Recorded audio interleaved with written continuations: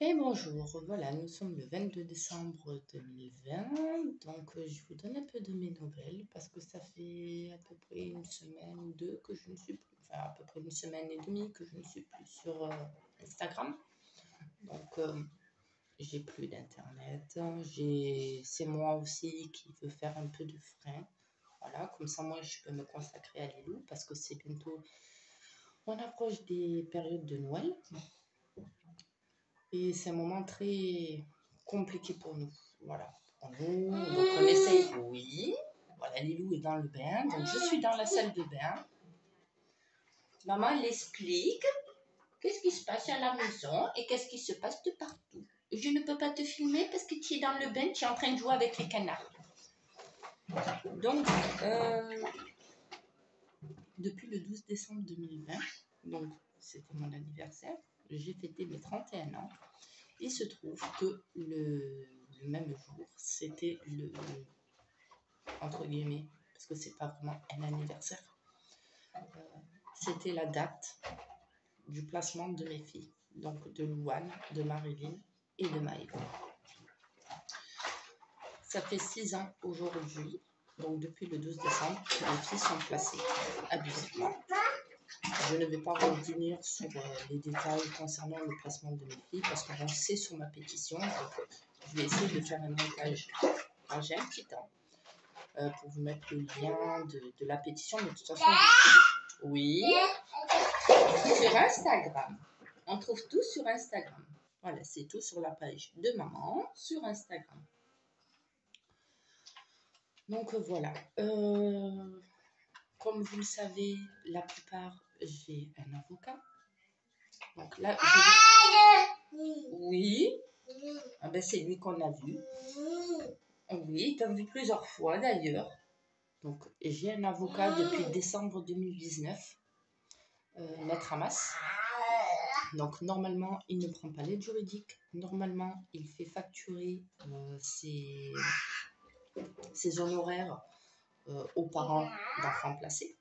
Donc ces tarifs peuvent varier d'après ce que j'ai pu comprendre. D'après certains parents, c'est soit entre 2 et 6 000 euros. Ça dépend. Moi, de ma part, beaucoup ne me croyaient pas. Heureusement que j'ai mis la capture d'écran sur Instagram. Ça me sert de preuve de l'échange qu'il y a eu entre moi et l'avocat Maître Mas. Il a pris mon dossier gratuitement. C'est très bien. Je pensais que ça allait faire bouger les choses. Parce que beaucoup m'ont dit comme quoi que s'il avait pris mon dossier gratuitement, c'était parce que certainement qu'il savait quelque chose sur le dossier. Donc, j'allais certainement récupérer mes enfants très rapidement. Or, ce n'est pas le cas. Là, comme vous le constatez, 6 ans ont passé et 6 ans, c'est toujours au même point. Voilà, il n'y a rien qui a changé. La seule chose qui a changé depuis, c'est la naissance de Lilou. Donc, je suis beaucoup plus calme, beaucoup plus sereine que je l'ai été en 2018. J'ai pas le choix de toute façon, j'essaye de me contenir, je me contiens énormément pour Lilou parce que j'ai pas envie que voilà qu'elle ressente que je suis malheureuse, que je suis énervée, que je suis frustrée ou autre. J'en ai un peu marre de tout ça, j'ai envie d'avancer, j'ai maintenant 31 ans, donc j'ai pas envie de rester toujours sur les mêmes choses à chaque fois. Je sature.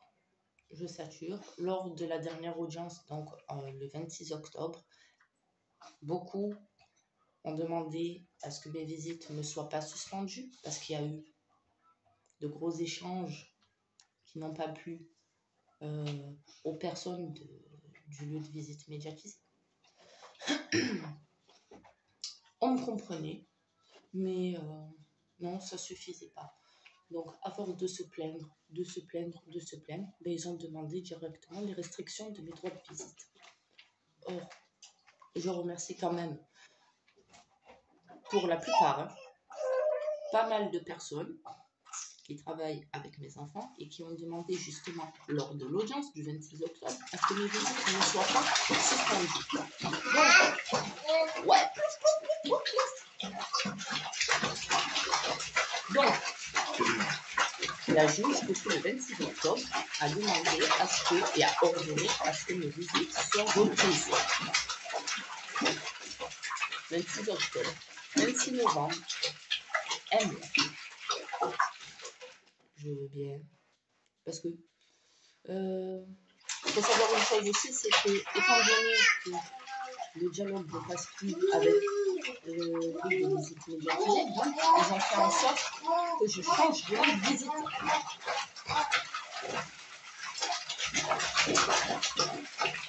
C'est l'idée qui fait que je fais. Donc si je fais des blancs, faut pas m'en vouloir. C'est qu'en même temps, je surveille ma soupe. Voilà. Donc, depuis le 26, normalement, mes visites doivent être reprises le 26 octobre. Or, il se trouve que ça n'a pas été repris. Voilà. Là, ils m'ont trouvé des chichis-pampans pour me dire, mais non, il faut trouver un autre lieu de visite. C'est dans le 14e. Moi, je suis dans le 5e. La plupart me voient dehors. Voilà, la plupart, ils me reconnaissent dehors. Ils reconnaissent les loups. Donc, je suis dans le 5e, vers le boulevard Charles. Je ne peux pas aller dans le 14e, me lever tout en sachant que les visites médiatisées sont toujours à 9h30. Donc, ça voudrait dire que je dois me lever à je ne sais quelle heure, lever ma fille à je ne sais quelle heure, tout en sachant qu'elle se couche tard. Alors, pour faire 1h30 de route en bus, prendre je ne sais combien de bus, pour aller voir mes filles juste pendant 1h30. Et surtout de bon matin. Non, je ne suis pas d'accord. Oui. Ah ben oui. Ah ben. Ah blou.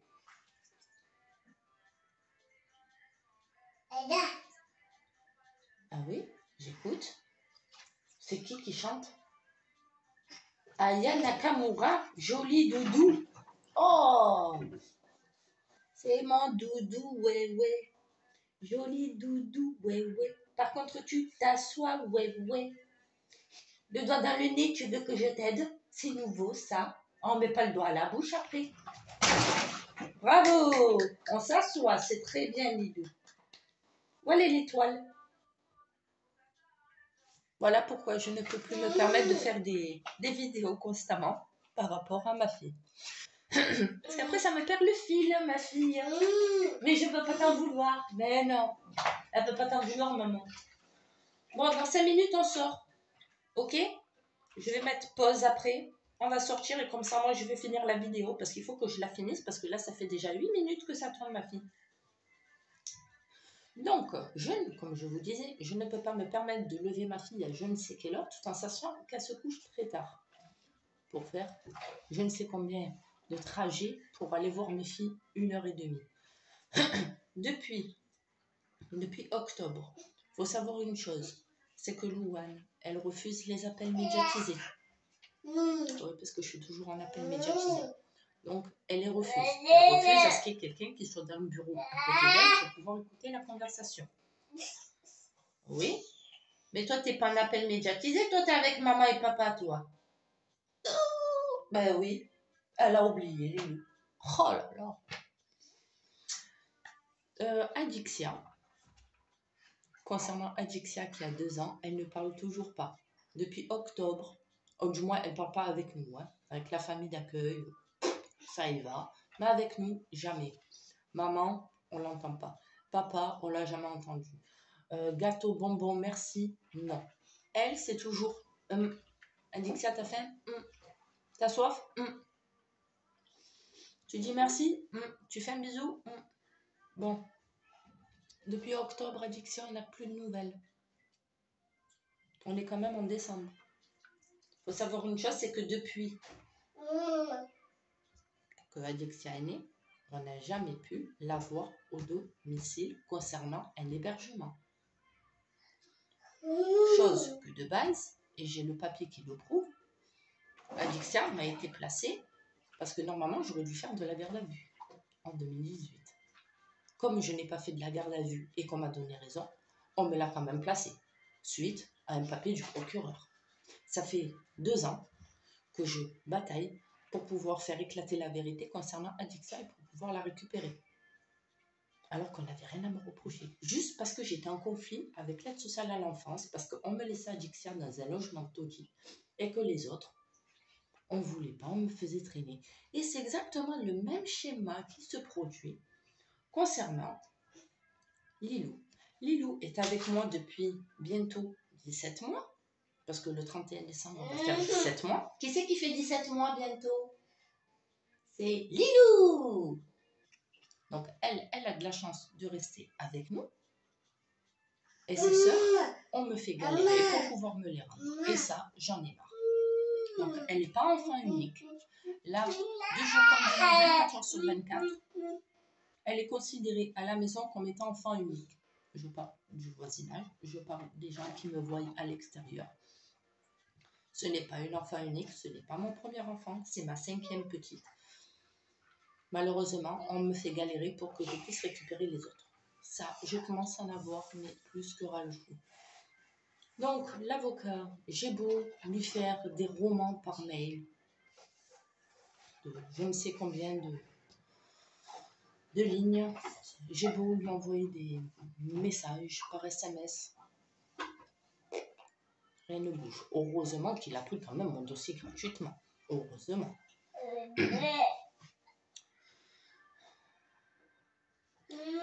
Donc voilà pourquoi, en ce moment, je suis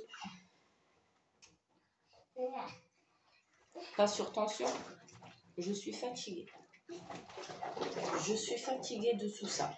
J'ai perdu quand même 6 ans. Et ça n'avance pas. Par contre, j'avance avec Lilou.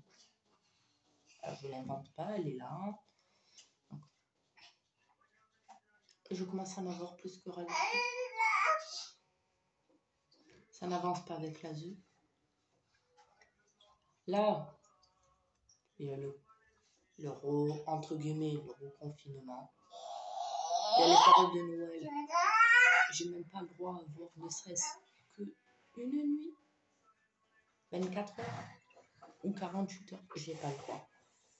Non. L'ASE me trouve à chaque fois comme excuse. C'est pas nous qu'on décide, c'est la juge. Voilà. Et pour elle, on n'emmerde pas. Non. Non, non. Pour elle, tout va bien, tranquille. Il lui manque de rien. Elle est au père avec moi. Elle a ses joujoux dans l'eau. Elle a même pris mes gels douche. Fait petit bateau avec. Il lui manque de rien. Il manque juste d'une chose. Ou du moins de 4 choses. Louane, Marilyn, Maëva et Adixia. Au lieu qu'ils font tous la demande pour essayer de baisser les tensions entre nous, les parents, et les professionnels de l'aide sociale à l'enfance, en faisant une exception pour Noël, parce que Noël, c'est un moment de famille, c'est un moment de partage. Non. Louane, hier on a appelé, Louane est en colonie de vacances pour les périodes de Noël. Pour Marilyn et Maëva, je pense qu'elles aussi, elles vont aller soit en colonie, soit en gîte, soit en famille d'accueil. Je ne sais pas. Adixia est toujours sur la famille d'accueil. Donc normalement, je dois repasser le 14 janvier au tribunal de Marseille à 9h30. En principe, tout le monde sera là. Donc, tous les professionnels concernant mes enfants. Mes enfants, normalement, seront là. Peut-être pas Adixia. Je ne sais pas. Peut-être que oui, peut-être que non, je ne sais pas.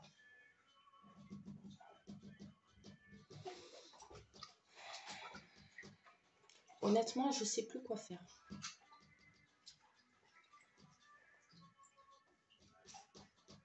Est-ce que je dois continuer de me battre, malgré que j'ai un avocat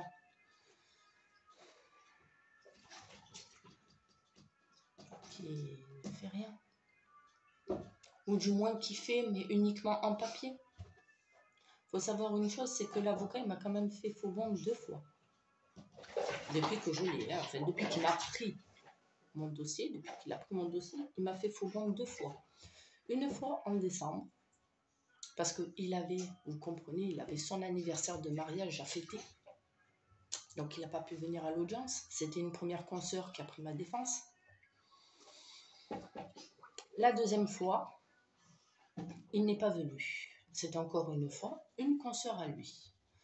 Quand je suis sortie de l'audience au mois d'octobre, le 26 octobre, il faut savoir une chose, c'est qu'il y en a très peu qui savent ce que l'avocat m'a dit. À la sortie du tribunal. Donc, quand je suis sortie du tribunal du 26 octobre, bon, déjà, ce n'était pas concernant les enfants, c'était par rapport aux suspensions de droit de visite. Mais quand je suis sortie de l'audience et que je me suis retrouvée devant le tribunal, j'ai l'avocate, donc la consoeur de Maître Hamas, qui m'a attrapée, et j'ai pourri l'avocat auprès de sa consoeur. Je l'ai pourri. Je n'est pas capable de venir, mis à part faire des papiers par écrit. Attendez, il a pris mon dossier gratuitement. Oui.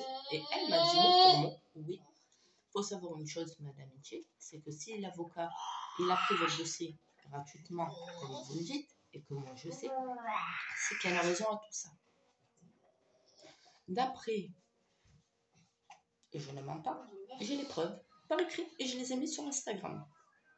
D'après les dires de sa consoeur, je serai la petite protégée de l'avocat. Ouais, d'accord, je suis la protégée de l'avocat, mais je suis sa petite protégée de quoi? On peut m'expliquer? Parce que quand même, depuis décembre 2019, Adixé est toujours placé abusivement chez une famille d'accueil.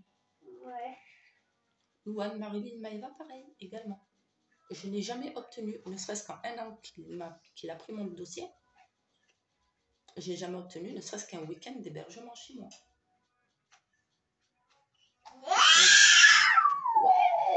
Donc, je commence, comme je vous ai dit, à saturer. Je me pose énormément de questions, à savoir, est-ce qu'au mois de janvier, parce que si, d'après ce que j'ai pu comprendre, mes filles seront présentes, comment ça va se passer?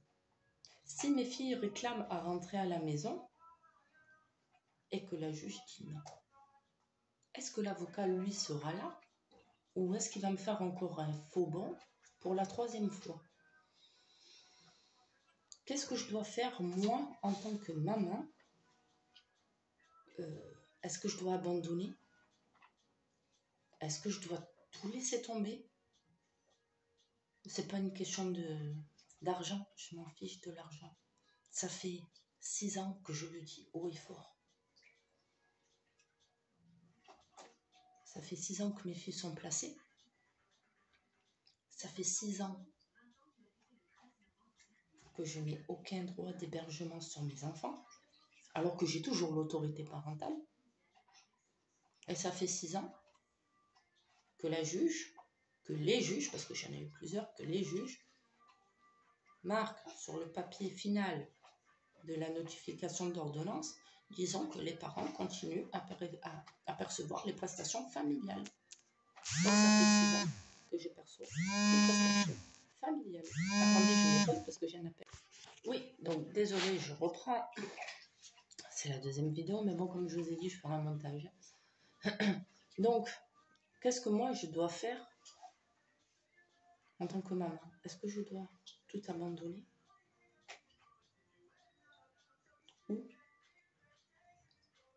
est-ce que je dois continuer à me battre pour pouvoir les récupérer? Comment ça va se passer l'audience? Est-ce qu'on va, même si mes filles sont là, et que mes filles réclament à rentrer à la maison et qu'on me refuse? Et qu'on refuse clairement que mes filles rentrent à la maison. Et qu'encore une fois, on dise clairement, oui, avec les parents, ça se passe bien. Enfin, les enfants et les parents, ça se passe bien quand ils se voient. Mais c'est pas assez. Nous demandons, est-ce que encore pour une année, nous voyons comment ça se passe? au niveau de l'évolution des enfants et des parents. Je commence à en avoir ras-le-bol de ces discours, je les connais par cœur. Il faut savoir une chose aussi. Il faut savoir une autre chose, c'est que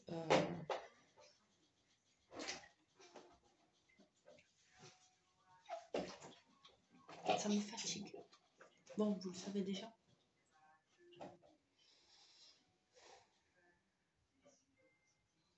Mais là, ils ont reconnu récemment comme quoi que le foyer pour Louane, Marilyn, Maëva, c'était pas la solution. Je parle pas de Adixia, parce qu'apparemment, elle est très bien chez la famille d'accueil. Mais apparemment, Louane, Marilyn, Maëva, le foyer, c'est pas la solution. Parce que même moi, j'ai halluciné. Hein. Si on comprend quelque chose, qu'on me le dise aussi, parce que moi, c'est pas la solution pour les trois, le foyer. Donc moi, quand j'ai entendu ça, je me suis dit, ben, il y aura peut-être un placement à domicile avec renforcement. Non, en fait, non. Chez moi, non, c'est pas envisageable. Je sais pas ce qui se passe chez moi, ça doit puer. Lilou a de sentir mauvais aussi, je sais pas ce qui se passe. Mais la solution, ils l'ont trouvée. C'est de les remettre ensemble toutes les trois, Louane, Marilyn et Maëva, sauf que Marilyn et Maëva sont déjà ensemble. Mais de les mettre toutes les trois ensemble et de les transférer soit dans un nouveau foyer, soit dans une famille d'accueil, toutes les trois, soit je ne sais où. Donc le foyer, c'est pas la solution, mais par contre, ils veulent les remettre dans un autre foyer ou en famille d'accueil. Donc, tout le monde me prend pour une merde. Tout le monde me prend pour une débile. Je commence à en avoir plus que marre. Donc, qu'est-ce qu'il faut que je fasse? J'ai contacté tout le monde. Il n'y a personne qui... Je sais pas, ça intéresse pas, c'est pas intéressant mon dossier, je sais pas, je sais plus quoi faire. Est-ce que je dois abandonner? Est-ce que je dois continuer? Je me pose énormément de questions. Mais en tout cas, une chose est sûre, c'est que je sens qu'au mois de janvier, le 14 janvier, je sens qu'à la sortie du tribunal, je vais devoir faire une vidéo. En direct ou pas en direct, je vais devoir obligée de faire une vidéo. Pour déjà vous dire ce qu'il en est. Et je pense que par écrit, c'est pas pareil que quand on me voit. Voilà. Quand on voit la personne, on voit réellement ce qui se passe que par écrit. Voilà. Bon, sur ce, je vais vous laisser parce que là, c'est l'heure de la sortir du bain et c'est l'heure de l'habiller et c'est l'heure que je puisse lui faire à manger. Voilà. On va sortir du bain, Lilou? On sort du bain? On va s'habiller, on va faire manger? Ah oui, nouveauté. Hier, qui c'est qui m'a aidé à faire un bon cake salé? C'est Lilou. Ah ouais? C'est toi? Eh oui. Bon. Eh ben, on va aller se préparer, Lilou, et puis on va aller manger. Ouais, on va bien bien. Ouais. Il est en forme, bébé. Bon ben voilà, mais je vous tiendrai au courant. Et puis ne vous inquiétez pas si je suis pas sur Instagram en ce moment ou sur YouTube. De temps en temps, je vous mettrai des petites vidéos, je vous mettrai des nouvelles. Il ne faut pas qu'on s'inquiète si je suis pas sur le net. Tout va bien, Lilou va bien. Voilà. Bon, sur ce, je vous fais plein de mille bisous et je vous dis à plus tard. Bisous.